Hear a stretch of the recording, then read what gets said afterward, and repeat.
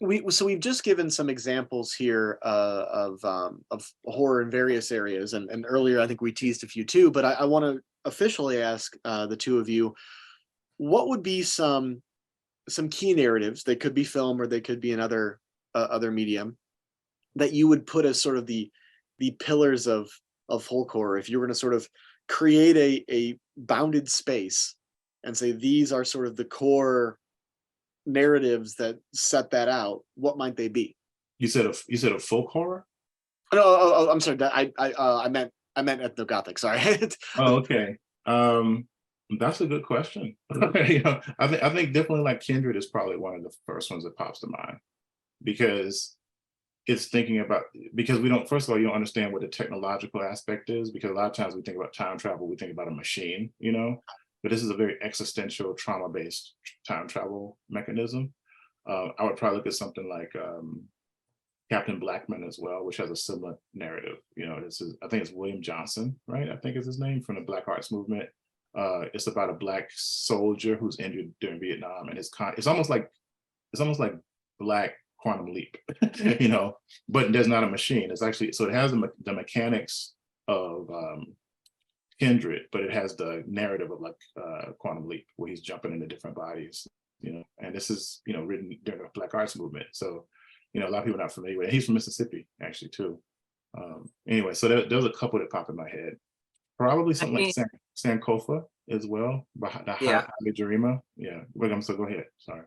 Well, yeah, Sankofa is a really good one. Stepping. I mean, I would. Let's not be modest. I mean, Box of Bones. Yeah, well, I wasn't gonna say it.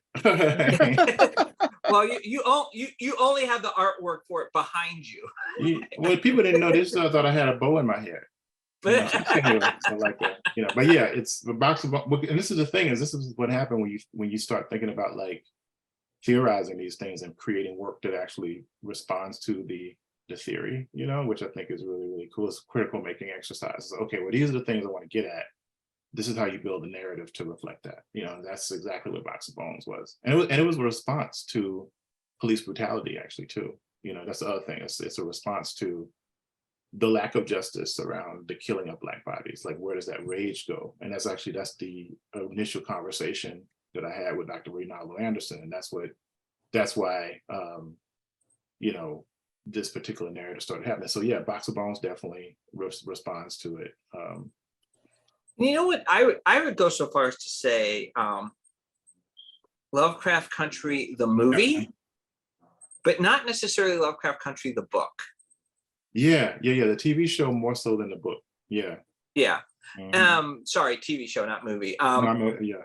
But the book is great, right? It's just, something happened on the way to making the TV show.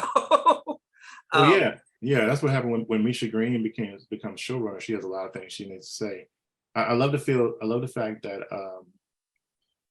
each episode has a different feel. It feels like a spectrum of Black pulp culture too. Yeah. Because some of them, like if you look at the episode I Am, the time travel episode, but what's so wild about Lovecraft Country is I feel like whoever, like Misha Green or whoever did research on it, came to our talks and came to our body of like as a cohort, because it had everything in it that we talk about. Well, the other thing was that each television episode engaged a different genre. That's right. Yeah. That's what it felt like there was an Indiana Jones episode. You know what I'm saying? Right. Like, yeah, it was pretty wild. There's a new episode there's a series called American Horror Stories, plural, that is like it's a spin-off anthology series on Hulu from the original. There's an episode about Bloody Mary that I think actually fits. Yeah, it's a Black Bloody Mary story. And I was like, whoa. So it's almost like, yeah, that's a good one. I would say something like Tales from the Hood, which is and Death by Temptation, like early '90s horror. Yeah. Yeah, those are good ones too. And let's not forget what Jordan. Let's not forget Peele's work, right? Yeah, of course not. Yeah, that's a given. Yeah. Well, it's a given, but we got to make sure we mention it. Yeah, you're right, right. So like we don't get here without Get Out. So Get Out, to a certain degree, Us, and Nope. Even I mean, Get Out, of course, because it directly deals with race, but other ones it deals with like, Us deals more with like intersectionality and class. Mm. And then Nope deals with like the spectacle of the media, which, so those types of things. But still with the Black body as a catalyst, so which I think is, or an even other body as a catalyst. So those are really good ones too. Other graphic novels is something like Abbott, by Saladin Ahmed, about a woman. It's Right. almost like, yeah, if you took like Foxy Brown and mixed it with Kolchak the Night Stalker. So yeah, Bitterroot. Bitterroot, definitely. And there's a bunch of other stuff like Sweetheart, the movie Sweetheart, which is a Blumhouse film. It's almost like if you took like Creature from the Black Lagoon, Castaway, and Predator and put it into one movie. So Wow. I don't know if you've seen it, but but it also has a Black womanist lens on it as well. Yeah, Then yeah, go ahead. let's Destroyer Yeah, Destroyer, definitely. Yep. by Victor Laval. Victor Laval, Destroyer, yeah. There's stuff like Body Cam, which is like the Mary J. Blige story, which is about police brutality. Of course, Eve's Bayou, obviously. Right. I would even go so far as to say something like Demon Knight, which is the first Tales from the Crypt standalone film, but it had like Jada Pinkett as kind of like one of the first and primary like final girls, Yeah. And it was directed by Ernest J. Dickerson, which, he's a Black director that used to work with Spike Lee, and, he worked on Death by Temptation. Yeah. So it feels like a Black movie, because it has, and you don't expect her to survive. Spoilers, like she's a final girl. She's the main character, and it's like, what? Even older stuff like like Sugar Hill, which I feel like is one of the first like Black horror films from 1974 that actually has like a strong Black female lead, and it's a revenge fantasy that uses voodoo, and it's a revenge fantasy, and it's a Blaxploitation movie. It's like, what is this movie? Angel Heart, to a certain degree. There's a whole section of movies that talk about like the demonization of like African diasporic religion, even, then that would fall in that category. Yeah, of course, Candyman, things of that nature. Rodney Barnes's work, stuff like Philadelphia and Nita Hawes's Nightmare Blog, things like that.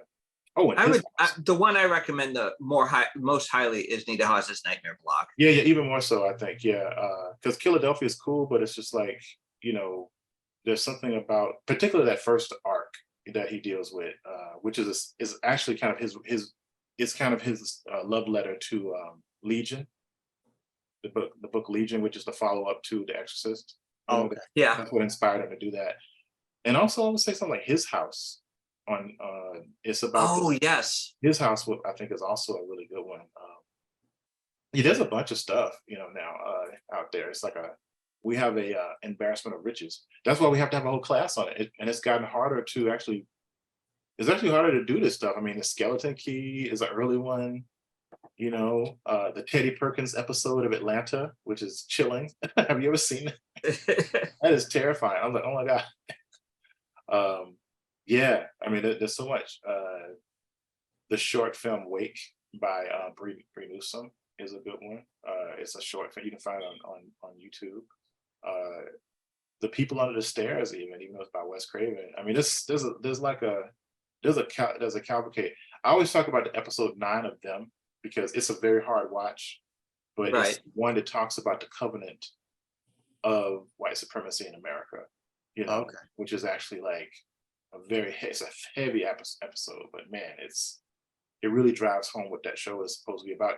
Like you said, Stanford, I think some of it was over the top. Also, too, the ending is too ambiguous. My whole thing is like, if that family is going to go through that much terror, they're going to have to win in my story. Okay. Yeah, because I'm like, I need to know how they survived because that was crazy. You know? So yeah, anyway. Yep. Maybe even bad hair. Did y'all like bad hair? That was fun. I thought it was our friend Kenitra was traumatized by it because it deals with like issues around Black women's hair, you know, but I thought it was kind of cool personally, but I'm obviously bald. So so, so yeah, it's a very different thing. Well, it sounds like you got enough material for not just 2 classes, but perhaps an entire graduate program, right? Yeah, no, there's enough work out there now from various fronts because we're not even talking about literature, you know. Right. Yeah. There's an entire like history of like Black horror anthologies that from the 90s, no, actually not from the 90s, maybe from the early 2000s that actually extend up to now, like that Brandon Massey put together, you know, and that's where we started to see superstars like Stephen Barnes and, you know, Tananarive Due and L.A. Banks, you know, were writing in these spaces early on. And now, of course, Jordan Peele just published with Random House their first like horror anthology. It's called Out There Screaming, you know, which is a Black horror anthology, which comes out October 3rd. So it's like now we have stuff like, you know, Fenderson Clark's work. You know, he did this book called Right. Ring Shout that really does put you in the mind of something like Lovecraft Country, you know. And of course, Victor LaValle's Changeling is about to hit Apple TV in September. So it's like, it is a really interesting renaissance. And not to mention, I mean, you know, we put out this book called The Keeper, which is Tananarive Due and Stephen Barnes' first graphic novel together.